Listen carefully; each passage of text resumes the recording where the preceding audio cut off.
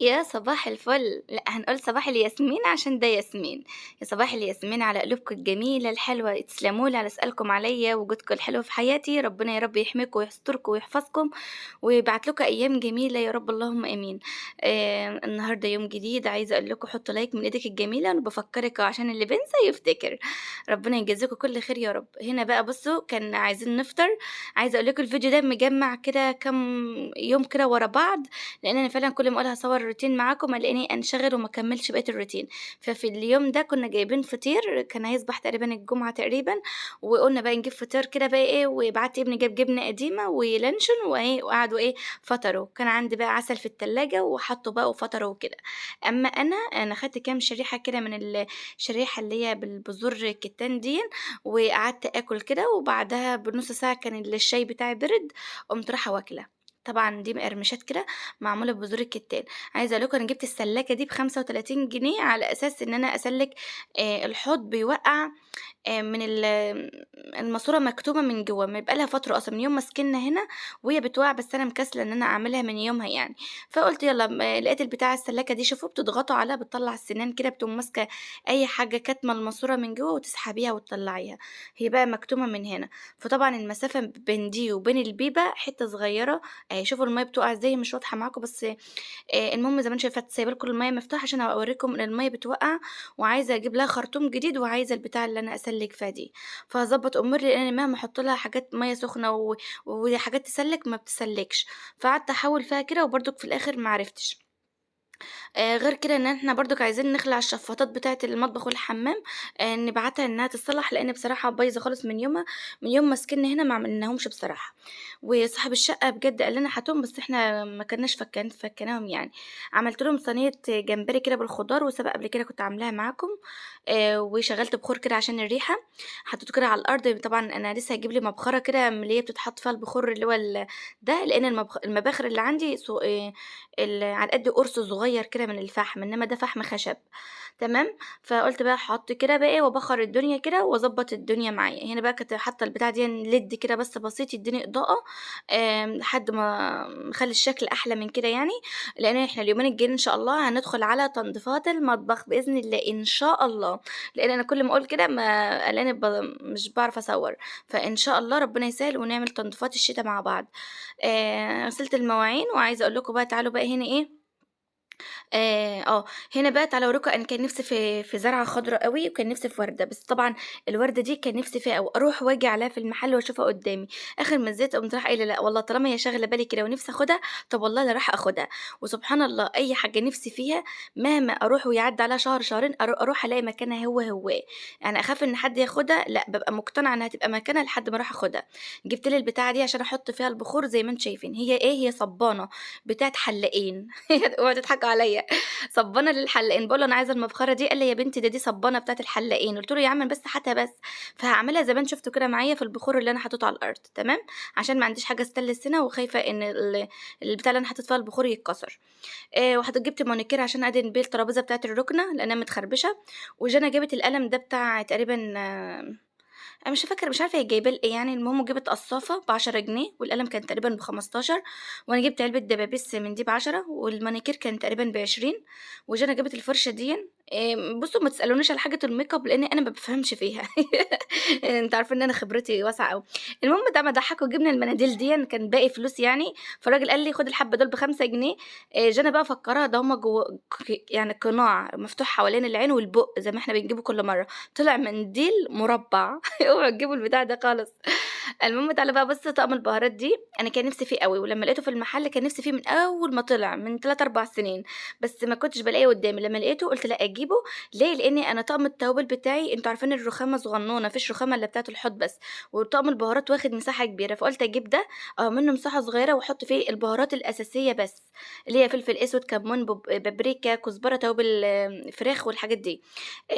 بُصّوا بقى في جنب تلاقي الفتحة بتاعته دايرة، وفي جنب تلاقي زي ما أنتم شايفين وردة كده. فأمّا آجي أحط إن شاء الله بُصّوا أنا باجمّع كل فترة لو أنتم ملاحظين، كل مرّة باشتري حاجة للمطبخ وباجمّعها، لإني عشان الإمكانيات يعني، وأمّا آجي أفرش المطبخ بقى نفرشه بالحاجات الجديدة كلّها اللي أنا باجمّعها خلال الكام شهر دول.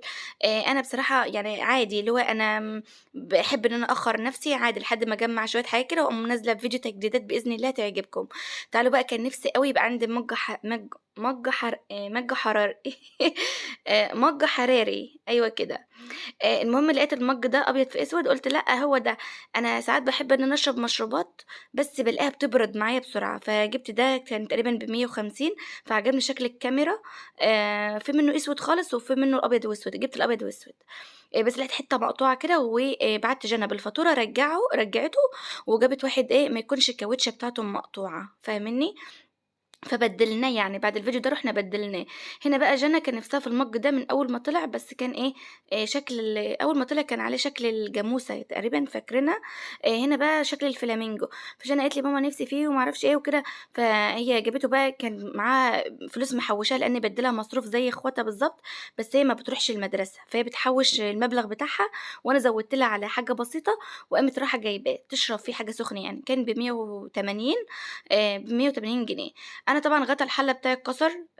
فقُلت هاجيب ده ب15 جنيه ونركّبه كده مع بعض ونشوف هنركب والّا لأ. أنا كنت شاكة فيه أصلًا إن هو يبقى صغير على غطا الحلة. لمّا جيت أركّبه لقيت في حاجة كده هتشوفوها فيما بعد وأنا باركّبه معاكم. عرفت إن أنا أبدّل الدايرة دي أنا هابدّلها وأركّب القديمة مكانها. هنا جنى كان نفسها برضك في دي لإن عايزة تعمل مَيّة الرز كده وتسرّح بيه شعرها، وتحط سيرم وحاجات من دي. أنا بقى كان نفسي أوي في الشكل التاني ده. يعني أنا قُلت لها: "خلاص أنتِ عاجبِك الشكل ده؟" قالت لي: "آه." كانت الواحدة ب20 جنيه والتانية تقريبًا ب15. قُلت لها: "لأ أنا عاجبني الشكل التاني." قعدنا يا بنتي هناخد ده تقول لي: "لأ ناخد دي." فأنا قُلت لها: "خلاص هاتي لِك واحدة وأنا هاجيب لي واحدة." فجِبت واحدة حتى تنفع الصبيان يعني وتنفعني كمان. أمّا فاض فلوس جِبنا اللي هي العصيان بتاعة اليابان دي والّا الصين ديًّا. جابوها، الواحدة تقريبًا كانت ب5 بس لمّا فاض فلوس قاموا عطوهم لي ال3 على قد ولادي يعني. جِبت الdouble face ده اللي بيتلزق عشان أعلّق عليه فوطة كده في الtoilet. ومحتاجة واحدة برضه في المطبخ أعلّق عليها فوطة المطبخ برضه.